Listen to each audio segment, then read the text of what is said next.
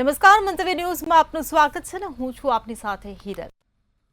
મળતા મળી ગઈ મોંઘેરી ગુજરાત, ગુજરાત મોરી મોરી રે, ભારતની ભૂમમાં જાજેરી ગુજરાત, ગુજરાત મોરી મોરી રે, નર્મદની ગુજરાત દોહલી રે જીવવી, ગાંધીની ગુજરાત કપરી જીરવવી, એકવાર ગાઈ કે કેમ કરી ભૂલવી, ગુજરાત મોરી મોરી રે। ઉમાશંકર જોશી દ્વારા લખાયેલી આ પંક્તિઓ કે જે આજે ગુજરાત ગૌરવ દિવસ એટલે કે 65માં ગુજરાત સ્થાપના દિવસે આપોઆપ છલકાઈ ઉઠે છે। આજે ઠેર ઠેર ગુજરાત સ્થાપના દિવસની ઉજવણી કરવામાં આવી રહી છે। પંચમહાલના ગોધરામાં પણ મુખ્યમંત્રીએ આજે ગુજરાત ગૌરવ દિવસની રાજ્ય કક્ષાની ઉજવણી કરી અને 650 કરોડના વિકાસ કાર્યોની ભેટ આપી। ત્યારે અલગ ગુજરાત રાજ્યની માંગ કરતું એ મહાગુજરાત આંદોલન કેમ કરીને ભૂલાય? 1 મે 1960ના રોજ ગુજરાત રાજ્યની સ્થાપના થઈ। ભાષાના આધારે મહારાષ્ટ્રથી ગુજરાત રાજ્ય છૂટું પડ્યું। વિદ્યાર્થીઓએ શરૂ કરેલી અલગ ગુજરાત માંગની ચળવળ મહાગુજરાત આંદોલનમાં પરિણમી હતી અને આખા આંદોલનની કમાન સંભાળી સાક્ષર નગરી નડિયાદના સાહિત્યકાર લડવૈયા એવા ઇન્દુલાલ યાજ્ઞિકે કે જેઓ ઇન્દુ ચાચા કહેવાયા। આ આંદોલનમાં ગુજરાતમાં 24 લોકો જ્યારે મહારાષ્ટ્રમાં 106 લોકોએ જીવ ગુમાવીને શહીદી વહોરી અને શહીદીને આજે ગુજરાત ભૂલી રહ્યું છે। મહાગુજરાત આંદોલનના શહીદોની યાદમાં અમદાવાદમાં 5-7 ફૂટની જગ્યામાં સ્મૃતિ ચિહ્ન તો બનાવવામાં આવ્યા, પણ દરકાર કોણે લીધી? નડિયાદમાં પણ મહાગુજરાતના ભીષ્મ પિતામહ ગણાતા ઇન્દુલાલ યાજ્ઞિક સાથે સંકળાયેલા સ્મારકોની પણ દરકાર લેવામાં આવી નથી। નડિયાદમાં તેમનું ઘર વેચાઈ ગયું છે। એટલું જ નહીં, નૈનપુરનો આશ્રમ પણ સાવ ખંડેર હાલતમાં છે। યશ ખાટવા માટે સ્મારકો પ્રતિમાઓ તો બનાવી દીધી, પણ તેમની જાળવણી આજે વિકાસનું સરનામું માંગી રહી છે। ગુજરાતનું આજે સત્તાધારીઓ જે ગૌરવ લઈ રહ્યા છે, પણ શહીદોની પ્રતિમા સામે વિકાસની કે જાળવણીની મીટ પણ નહીં। ક્યાંક ખખડધજ તો ક્યાંક નથી થઈ રહી સાફ સફાઈ। ત્યારે સવાલ થાય કે શું ગુજરાતનું ગૌરવ એક દિવસ પૂરતું જ છે? કેમ છીએ નિષ્ફળ લડવૈયાઓની પ્રતિમા સાચવવામાં? એની સામે મહારાષ્ટ્રમાં કે વિદેશમાં પણ જુઓ સ્મારકોની સાચવવાની પદ્ધતિ તો શરમથી માથું નમે।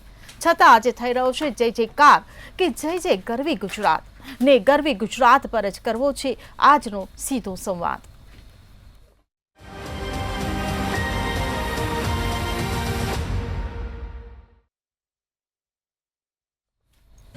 તો ચર્ચામાં આપણી સાથે જોડાઈ ગયા છે મંતવ્ય ન્યૂઝના એસોસિએટ એડિટર પ્રફુલ્લ ત્રિવેદી। આ સાથે જ ભાજપમાંથી જોડાયા છે શૈલેષ પરમાર અને કોંગ્રેસમાંથી જોડાયા છે મુકેશ પંચાલ। આપ તમામ મહાનુભાવોનું મંતવ્ય ન્યૂઝમાં સ્વાગત છે। પ્રફુલ્લ સર, મારો પહેલો સવાલ આપને કે આજે ગુજરાત સ્થાપના દિવસ છે, ગુજરાત ગૌરવ દિવસ છે, ઠેર ઠેર તેની ઉજવણી થઈ રહી છે। આજે પંચમહાલના ગોધરામાં પણ તેની ઉજવણી થઈ, ત્યારે સૌથી પહેલી આપની પ્રતિક્રિયા શું આજના સ્થાપના દિવસ નિમિત્તે? હિરલ, સૌથી પહેલાં તો મંતવ્ય ન્યૂઝના તમામ દર્શકોને આજે 1 મે ગુજરાતના સ્થાપના દિનની ખૂબ ખૂબ ખૂબ શુભેચ્છાઓ। કારણ કે 1960માં આપણે દ્વિભાષી એટલે કે મુંબઈ, બૃહદ મુંબઈ રાજ્યથી જુદા પડ્યા। હવે આજે આપણને સૌને ગુજરાતી હોવા ઉપર, આપણે ગુજરાતમાં વસીએ છીએ એના પર આપણને સૌને ગૌરવ છે। કેમ કે ગુજરાત છે ને એ એક સુશિક્ષિત, સંસ્કારી, શાંતિપ્રિય અને સંપન્ન રાજ્યમાં એને દરજ્જો મળેલો છે। અને ભાજપની ટર્મિનોલોજીમાં કહો તો ગુજરાત છે એ દેશ આખાનું મોડેલ સ્ટેટ છે, ગ્રોથ એન્જિન ગણાય છે। હવે 1960ની વાત કરીએ આપણે તો 1960માં ગુજરાત રાજ્યની સ્થાપના થઈ। મુંબઈ એ વખતે મહારાષ્ટ્ર અને ગુજરાત બંનેમાં આંદોલન થયા હતા, ગોળીબાર થયા અને ગુજરાતના 24 અને મહારાષ્ટ્રના 106 નાગરિકોએ એમાં જીવ ગુમાવ્યા। ઇન્દુલાલ યાજ્ઞિક જેવા અનેક નેતાઓએ એમનું જીવનના મહત્ત્વના વર્ષો આ આંદોલનમાં બલિદાન રૂપે અર્પણ કર્યા હતા। પરંતુ આપણે આપણી મર્યાદા એ સ્વીકારવી જોઈએ કે આપણે એમના સ્મારકો છે એ વૈજ્ઞાનિક ઢબે સુચારુ રીતે એક જે જાળવવા જોઈએ માનભેર, એ આપણે જાળવી શક્યા નથી। તમે હમણાં જ કહ્યું એ રીતે નડિયાદમાં ઇન્દુ ચાચાનું જે મકાન હતું એ ખરેખર તો એક સ્મારક તરીકે સાચવી રાખવું જોઈએ, એના બદલે વેચાઈ ગયું છે। એમની જ્યાં પ્રતિમાઓ હોય છે ત્યાંય કંઈ બહુ સાફ સફાઈ રાખવામાં આવતી નથી. એમનો નૈનપુરનો આશ્રમ છે એ અત્યારે ખંડેર હાલતમાં છે, કોઈ જ એનું ધ્યાન આપતું નથી. જે વ્યક્તિએ ગુજરાત અલગ મળે મહાગુજરાતની ચળવળનો જે પ્રણેતા હતા એના કોઈ અવશેષોની આ હાલત છે. અને ગુજરાતની તુલના મહારાષ્ટ્ર સાથે જો કરવામાં જાય ને તો મહારાષ્ટ્રે એમના લડવૈયાઓના સ્મારક ખૂબ જ સારી રીતે સાચવા છે, માટે આ તુલના થઈ રહી છે. હવે ગુજરાતનો આજે છે 65મો સ્થાપના દિન છે, જેની ઉજવણી મુખ્યમંત્રી શ્રી ભૂપેન્દ્રભાઈ પટેલ અને આપણા રાજ્યપાલ શ્રી દેવવ્રતજીએ આચાર્ય દેવવ્રતજીએ પંચમહાલ જિલ્લાના ગોધરા ખાતે કરી હતી.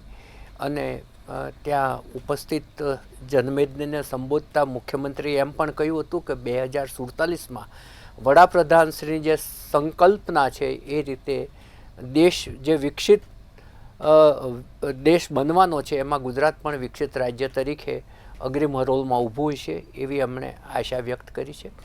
હવે ગુજરાત છે ને એનો આમ જોવા જાવ તો ઔદ્યોગિક રાજ્ય છે. એની પ્રગતિ છે એ ઉદ્યોગોને કારણે થઈ છે, ઉદ્યોગ સાહસિકતાના કારણે થઈ છે, અને કુદરતની મહેર છે કે અનેક પ્રકારના ખનિજ તત્વો આપણી માટીમાં પડેલા છે. 1600 કિલોમીટરનો લાંબો દરિયા કિનારો છે.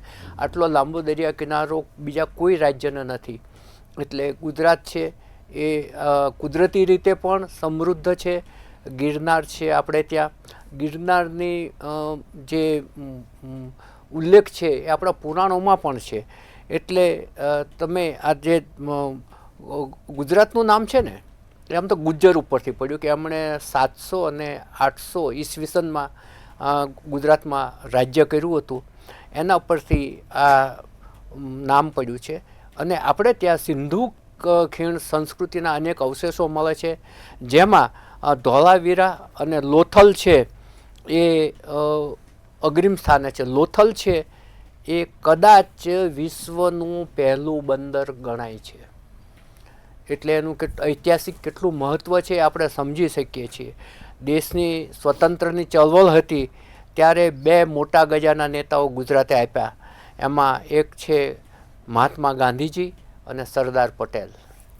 એટલે ત્યારબાદ 2 વડાપ્રધાન પણ ગુજરાતે આપ્યા, એક મોરારજીભાઈ દેસાઈ અને બીજા નરેન્દ્રભાઈ મોદી.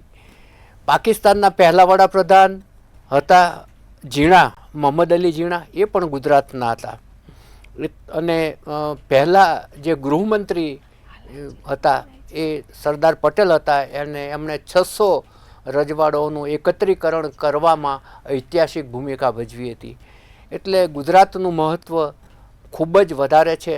આજે પણ તમે જુઓ તો 2 ગુજરાતીઓ રાજકારણની અંદર બોલબાલા છે, એમાં નરેન્દ્રભાઈ મોદી અને અમિતભાઈ શાહ છે. 2 ગુજરાતીઓની ઔદ્યોગિક ક્ષેત્રે બોલબાલા છે, અદાણી અને અંબાણી. એટલે ગુજરાત છે એ અગ્રીમ હરોળમાં હતું, છે અને ભવિષ્યમાં પણ રહેશે. જી બિલકુલ. શૈલેષભાઈ, હું આપને પૂછવા માંગીશ કે અલગ ગુજરાત માટે આ મહાગુજરાતનું જે આંદોલન જે થયું હતું તેમાં શહીદ થનારા લોકો અને જે આની જે આંદોલનની જેને આગેવાની કરી હતી તે ઇન્દુલાલ યાજ્ઞિકના જે સ્મારકો છે, જે પ્રતિમાઓ છે, તેની જાળવણી આજે થઈ નથી રહી. એ બાબતે આપ શું કહેશો? જો મંતવ્ય ન્યૂઝના મારફતે 1 મે એટલે ગુજરાત સ્થાપના દિવસ, એ ગુજરાત સ્થાપના દિવસની તમામ નાગરિકો અને દર્શકોને શુભકામના. વાત રહી ઇન્દુલાલ યાજ્ઞિક, એમનું તો નામ લ્યો એટલે ઇન્દુલાલ યાજ્ઞિક અને ગુજરાત બંને એકબીજાના પર્યાય છે. પરંતુ જે પ્રકારે હેરિટેજનું આપણે જાળવણી કરીએ છીએ, જે પ્રકારે ઇતિહાસના પાના ઉપર લખાયેલા જે આપણા બિલ્ડિંગો છે, જે કસબીઓ બનાવ્યા છે, જે કસબીઓ બિલ્ડિંગ, એનું પણ આપણે જાળવણી કરીએ છીએ. આપણું પુરાતત્વ વિભાગ છે એ પણ એમાં કામ કરી રહ્યું છે. અને ઇતિહાસને જાળવણી કરવી એ આપણી જવાબદારી પણ છે. અને આપના માધ્યમથી જ્યારે મને પ્રશ્ન પૂછવામાં આવ્યો છે કે હેરિટેજ જે છે અથવા તો ઇન્દુલાલ યાજ્ઞિકના સ્મારકો છે એની જાળવણી થતી નથી, તો એ બાબતે પણ આગામી દિવસોમાં ગંભીરતાથી લેવામાં આવશે. મારે હમણાં પૂર્વ વક્તા પ્રફુલ્લભાઈ ત્રિવેદી એમણે ખૂબ સરસ વાત કરી ગુજરાતની. મારે એમાં અંદર નથી જવું, એમણે આખી વાત કરી દીધી છે. મહારાષ્ટ્રમાંથી જુદું પડ્યું, મુંબઈ રાજ્યમાંથી આપણે જુદા પડ્યા અને ભાષાકીય રીતે ગુજરાતી બોલતા હતા. તો ગુજરાત બન્યું છે ને ગાંધીનું ગુજરાત કહેવાય છે, સરદારનું ગુજરાત કહેવાય છે. અને વિકાસના કારણે નરેન્દ્રભાઈ મોદીનું પણ અત્યારે આપણા વડાપ્રધાન છે એમનું પણ ગુજરાત કહેવાય છે. પણ ગુજરાતનું હેપીનેસ ઇન્ડેક્સ જે છે, માનો કે આખા દેશનું હેપીનેસ ઇન્ડેક્સ જે છે એમાં પણ આપણે ક્યાંક ને ક્યાંક હજુ આગળ વધવા માગીએ છીએ ને એમાં પણ ગુજરાતની વાત કરીએ તો એ ડેવલપ રાજ્ય તરીકે ઓળખાય છે. 1600 કિલોમીટર દરિયાકાંઠાની વાત થઈ તો ગુજરાતને બંદરો પણ એટલા મળ્યા છે, ગુજરાતને 620 જેટલા ડેમો પણ મળ્યા છે, ગુજરાતનું જે જીડીપી છે એ 6.11% છે અને સાથે સાથે ઔદ્યોગિક ઉત્પાદનમાં એમઓયુ આપણે એટલે ખૂબ જ થયા છે. વાઇબ્રન્ટ ગુજરાત પણ નરેન્દ્રભાઈ મોદીએ શરૂઆત કરી છે. એના કારણે બેટી બચાવો, ભણશે ગુજરાત કે કન્યા કેળવણી રથયાત્રા કે આપણે કૃષિ એ કરી રહ્યા છે કે પ્રતિમાઓની જાળવણી કેમ નથી થતી? હું કહું છું ને, મેં પહેલાં એ વાત પણ કરી કે ઇન્દુલાલ યાજ્ઞિકની પ્રતિમા હોય કે એમના કોઈ બિલ્ડિંગ હોય એમની જાળવણી કરવી જ જોઈએ અને એ અમારી ફરજમાં પણ આવે છે. અને આ ગુજરાત તો એ છે કે ભાઈ પ્રતિમાઓમાં વિશ્વની સૌથી ઊંચી પ્રતિમા સરદાર વલ્લભભાઈ પટેલ એ પણ ગુજરાતના પ્રથમ વડાપ્રધાન હતા અને ગુજરાતના પ્રથમ મુખ્યમંત્રી એ જીવરાજભાઈ મહેતા એ અમરેલીથી છે ને, એમની અમરેલીમાં પણ ખૂબ મોટી પ્રતિમા છે. ને ઇન્દુલાલ યાજ્ઞિકની વાત કરીએ તો એમની જે બિલ્ડિંગો છે કે એમની પ્રતિમાઓ છે એની જાળવણી અમે કરીએ જ છીએ, કરતા રહીશું. એમ છતાં પણ ક્યાંક ભૂલ હોય, ક્ષતિ હોય કે કોઈ મિસ્ટેક હોય તો એના માટે અમે કોઈ કહેતા નથી અમે કે અમે કરીએ બધું સારું જ છે ને અમારાથી ભૂલ થાય નહીં. પરંતુ ગુજરાત છે એ ડેવલપ રાજ્યમાં આવ્યું છે. 1 મેની ઉજવણી જે છે એ ડેવલપ રાજ્ય તરીકે ગુજરાતને જોવા જાવ તો બેરોજગારીનો દર ગુજરાતનો કેટલો છે? 1.7%. સૌથી બધા જ રાજ્યોમાં સૌથી ઓછો બેરોજગારીનો દર જે ગુજરાતનો છે. દેશનો બેરોજગારીનો દર જે 3.7% છે. ને કહેવાનો મતલબ કે રોજગારીમાં પણ આપણે આગળ છીએ. આરોગ્ય ક્ષેત્રમાં જોઈએ તો 25 થી વધારે વર્લ્ડ ક્લાસની હોસ્પિટલો આપણી પાસે. પ્રતિક્રિયા લઈ લઈએ. પહેલા મુકેશભાઈ, હું આપને પૂછવા માંગીશ કે ગુજરાત મહાગુજરાતનું જે આંદોલન થયું ત્યારે બંને રાજ્યોમાં બંને તરફે શહીદ થયા હતા જે આ લડત લડી રહ્યા હતા. ત્યારે ગુજરાતમાં 24 લોકો એ શહીદી વોરી અને મહારાષ્ટ્રમાં 106 નાગરિકો મહારાષ્ટ્ર 106 નાગરિકોને ગુમાવ્યા હતા. પણ આપણે કમ્પેર કરીએ ને બંને રાજ્યોની તો જે પ્રકારે મહારાષ્ટ્રમાં સ્મારકોની જાળવણી જે પ્રકારે કરવામાં આવે છે ને એ પ્રકારે ગુજરાતમાં જાળવણી થતી નથી. એ બાબતે આપ શું કહેશો? સૌપ્રથમ તો આજે ગુજરાતના સ્થાપના દિને તમે જ્યારે ગુજરાતની વાત કરવાની જ્યારે આ ચર્ચા રાખી છે એ બદલ મંતવ્ય ન્યૂઝને અભિનંદન પાઠવું છું અને આખાએ ગુજરાતના તમામ નાગરિકોને સ્થાપના દિવસની શુભકામનાઓ પાઠવું છું.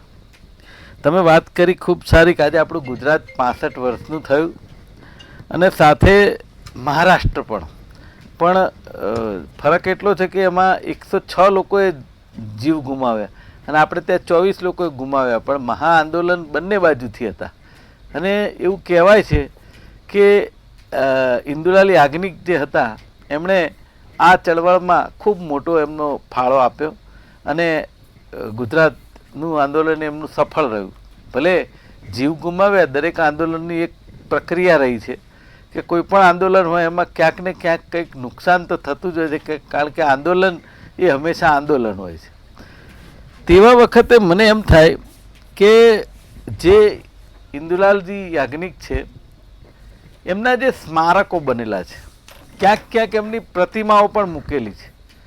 તો મને એવું થાય કે હું એવું સમજું છું જ્યાં સુધી મારું નોલેજ છે ત્યાં સુધી કે કોઈ પણ સરકાર હોય, ભાજપની હોય, કોંગ્રેસની હોય, કોઈ પણ પાર્ટીની, તો એ લોકોએ જે સ્મારકો હોય, જે પ્રતિમાઓ હોય, જે હેરિટેજની વાત કરતી સરકાર હોય તો એ લોકોએ જે પુરાતત્વ ખાતું હોય કે સરકારનું કોઈ પણ વિભાગ હોય એમણે એની જાળવણી કરવી એની ફરજનો ભાગ થતો હોય છે એવું મારું માનવું છે.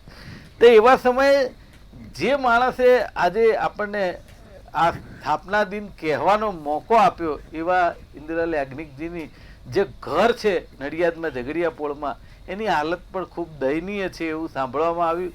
એનું ઘર વેચાઈ ગયું. તમે સમજો આ બહુ જ મહત્ત્વની વાત છે કે એનું ઘર વેચાઈ જાય તો નડિયાદના ધારાસભ્યો, હું કહું છું કદાચ કોંગ્રેસના હોય તો એણે પણ ધ્યાન રાખવું જોઈએ, ભાજપના હોય તો એણે પણ ધ્યાન રાખવું. તો કેમ એ ધ્યાન ન રખાયું આ પણ એક સવાલ છે. બીજી વાત એવી છે કે જે રીતે નડિયાદની અંદર સંતરામ મંદિર પાસે એમની પ્રતિમા મૂકવામાં આવી છે.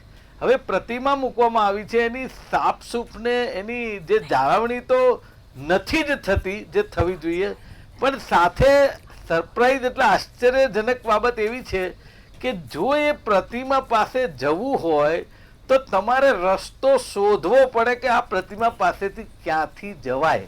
હવે આ કેટલી વાત છે. આપણે જે ચંડોળા તળાવની આપણે વાત કરીએ છીએ ને આજે, પણ આ પરિસ્થિતિ એવી છે અત્યારે જે ઇન્દુલાલજીની પ્રતિમા પાસે કે ત્યાં આખું લારી ગલ્લાવાળાનો જે પેલા ગેરકાયદેસર બાંધકામ વાળાનું એ રાફડો છે.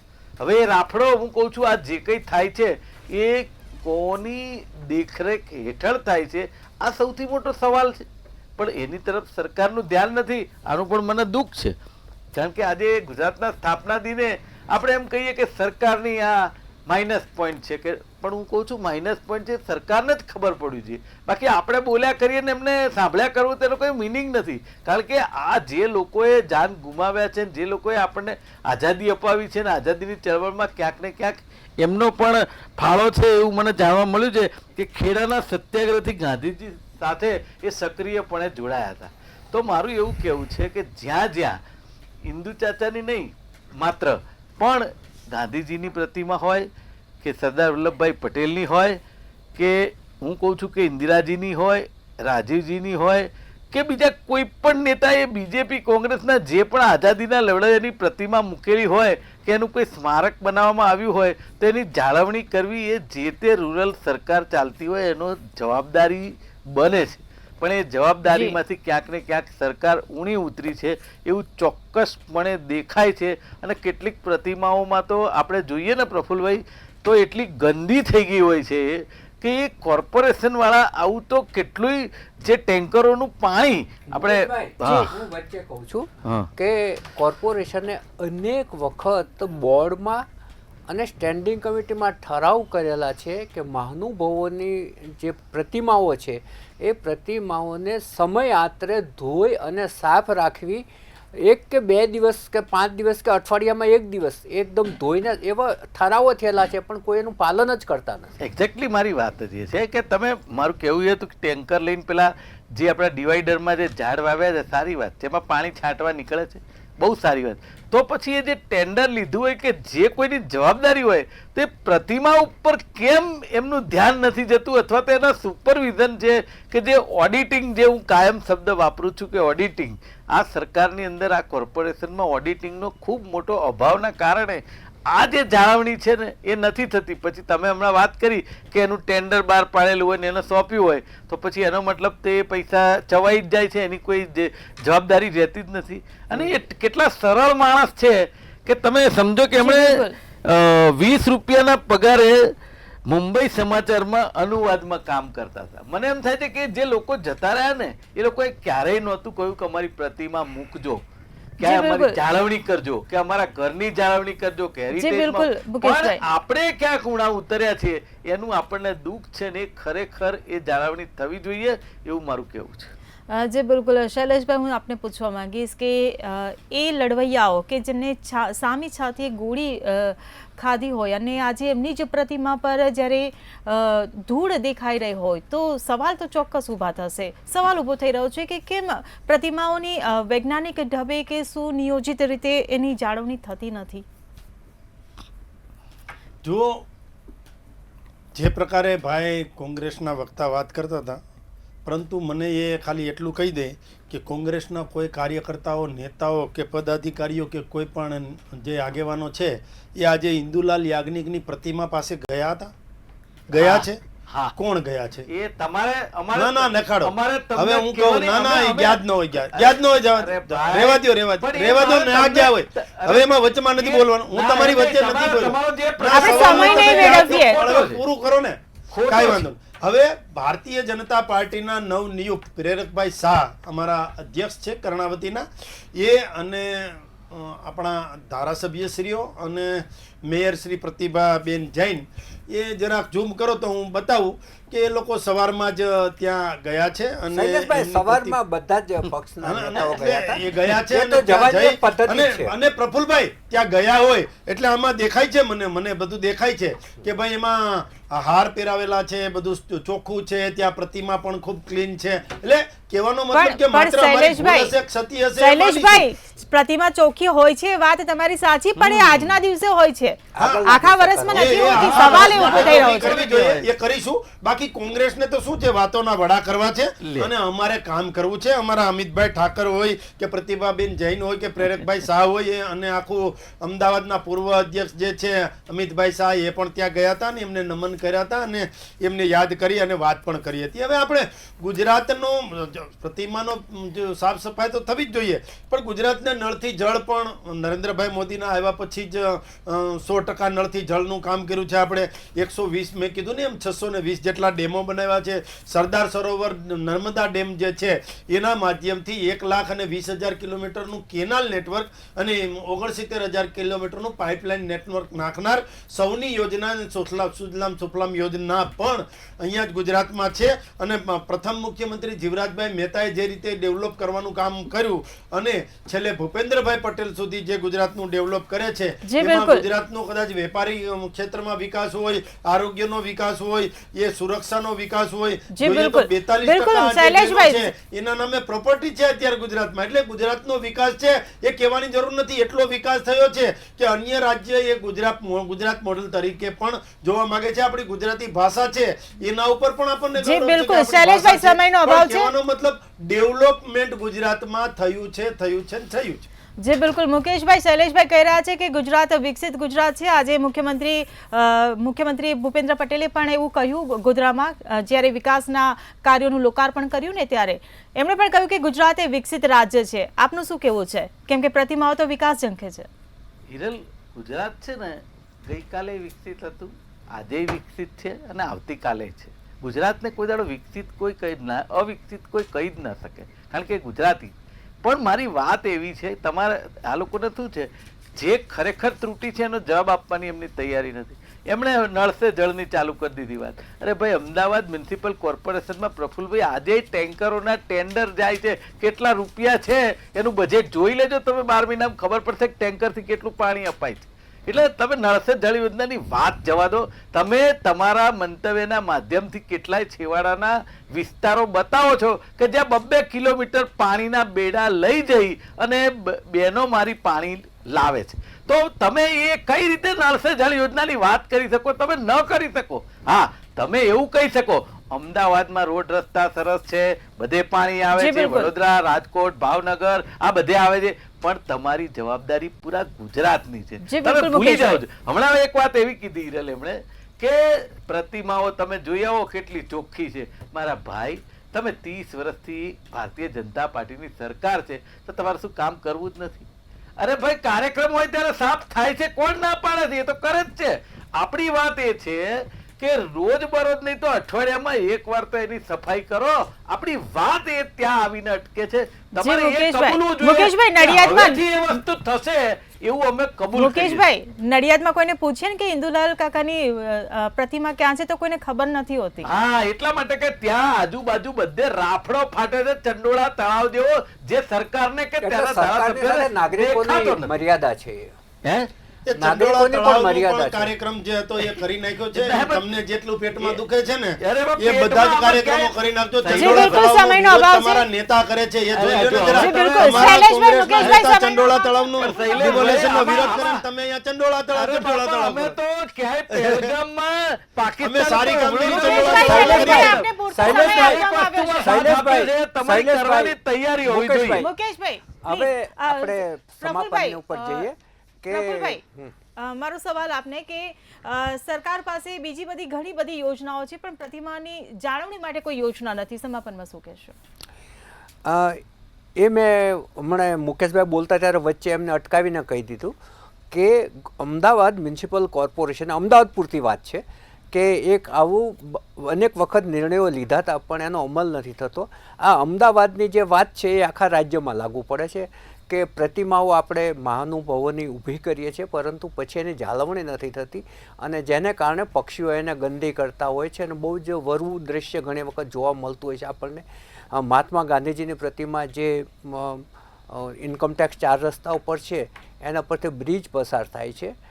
હવે એ બ્રિજમાં એવી ટેકનિકલ ખામી હતી કે પહેલા વરસાદે જ બરાબર ગાંધીજીના માથા પર પાણીનો ધોધ પડતો હતો. એટલે બધાએ કહ્યું કે મહાત્મા ગાંધીજીને અભિષેક થઈ રહ્યો છે અને એના ફોટા છપાયા ત્યારે એ રિપેર કરવા દોડ્યા હતા.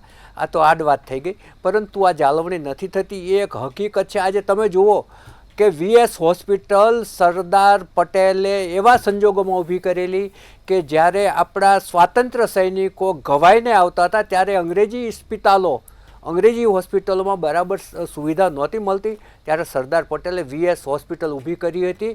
અને એ વખતે VS હોસ્પિટલ જોઈ અને મહાત્મા ગાંધીએ એમ કહેલું, સરદારનો જય હો, આ ઇસ્પિતાલ જોઈને હું બહુ રાજી થયો છું. ગાંધીજી એનું એમના હેન્ડરાઇટિંગમાં એ જે છે ફોટો એને મઢાવીને આજે પણ ત્યાં VSની દિવાલ ઉપર લટકે છે. એ VS હોસ્પિટલ આજે ખંડેર હાલતમાં છે. એટલે આપણે સ્મારકો છે, એ લોકોના જે ઐતિહાસિક ઇમારતો છે એની જાળવણી કરવામાં આપણે નિષ્ફળ રહીએ છીએ. પ્રજા તરીકે પણ આપણે નિષ્ફળ રહીએ છીએ. માત્ર આમાં સરકારનો વાંક ના કાઢીએ, પ્રજા તરીકે આપણે કહીએ શું કામ આપણે પ્રજાનો તરીકે સરકારનો કાન આંબળવા રોજ નથી જતા કે ભાઈ VS ચાલુ કરો. એટલે હવે આવ્યો આ હાલત. બીજું ગુજરાત છે વિકસિત રાજ્ય ચોક્કસ, પણ તમે જુઓ કે અમદાવાદ છે એ માન્ચેસ્ટર ગણાતું હતું અને એની જે પહેલી મિલની સ્થાપના થઈ એની મશીનરી છે એ ધોલેરા બંદરે ઉતારેલી અને ત્યાંથી ગાડા મારફતે અમદાવાદમાં લાવેલા. આટલા ટાંચા સાધનો હતા અને આટલા ટાંચા સાધનો વચ્ચે અમદાવાદ અને ગુજરાતનો આ વિકાસ થયેલો છે. પૌરાણિક રીતે તમે જોવા જાઓ તો પુરાણની અંદર આ આનર્ત દેશ તરીકેનો ઉલ્લેખ છે અને સોમનાથ અને ગિરનારના વાર્તાઓની અંદર ઉલ્લેખ છે. સરસ્વતી નદી પણ અહીંયા ગુજરાતમાં હતી એવી પણ એક મિથ ચાલે છે.